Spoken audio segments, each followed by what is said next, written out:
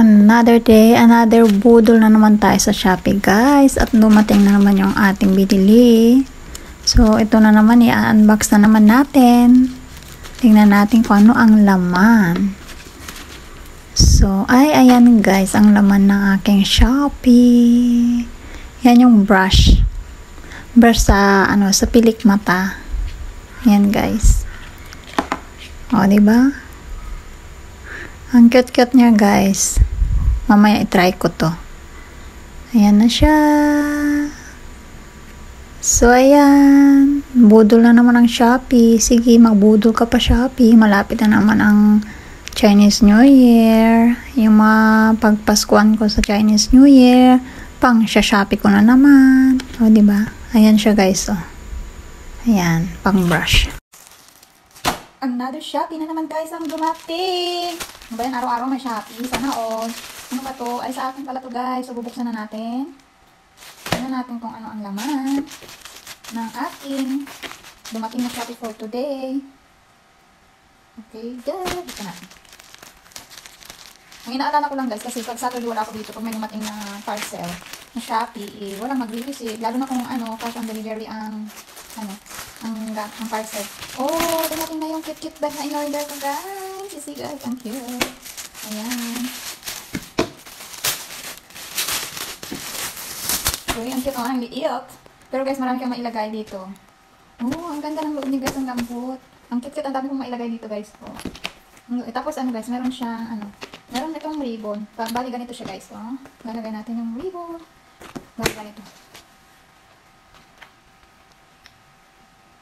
Ayan, itali natin tapos natin guys. O diba? Tcharan! Ayan guys, bali ganito siya guys. Oh. Ayan. Magkasya naman dito ang cellphone, ang iPad, ang wallet. Ay, maganda siya guys. Oh. Maganda yung niya. Oh. Hindi siya leather, pero parang siya. Oh. Ang ganda, malambot. So, yun lang guys. Ang ating i-unbox for na.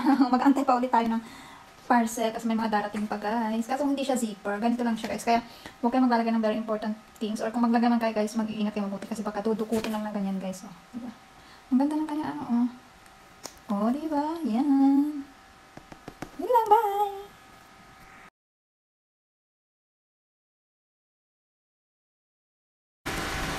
Meron na naman tayong Shopee guys. Tignan natin kung ano ito guys. Baka magupit ko naman.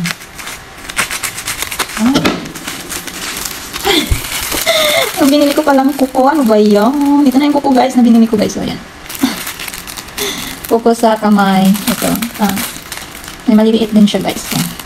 So, kasi mga ganitong color ng kuko. Ayan guys, kuko. Fake nails. Fake nails. So, yun lang guys. Ang laman ng aking unboxing today na Shopee. At meron na naman guys, dumating na Shopee. At ito yung unboxing natin. Titingnan natin guys kung ano ang laman. Pagkakaiba namin ng Shopee ng amo ko guys, sa akin tag-isa-isa, sa kanya bultuhan. Oh, ito yung bag na in-order ko pala guys. Ayan. Pinili ko to guys kasi maganda siya. Ano siya, waterproof. Hindi mababasa yung loob niya kahit na umuulan. O, kahit na mabasa siya ng ulan, hindi papasok sa loob ng bag. O, diba? O, hindi siya leather. Parang nylon na guys. Ano to, gawa sa Oxford cloth yung yung bag na to. Kaya maganda siya guys. Oh.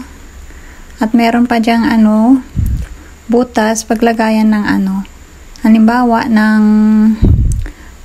pang mo guys, charger mo. O, diba? So, yun lang guys. Hi guys. So, ito na naman ang ating nabudol na Shopee. Ang walang katapusang Shopee guys. Tara at bubuksan natin kung anong laman. Ay, dumating na pala guys yung relo na binili ko para sa aking mga kids. Ayan o. Pang fashion lang naman yan guys. Oh. Ayan guys. Bumili ako ng 3. Tsaka may mga siya, kasama siyang mga bracelet. Ayun, pang fashion lang naman guys. Ayan, diba? Ang cute. So, hindi lang ito ang last na Shopee guys. Meron pang mga darating na Shopee. O, diba? Ang ganda.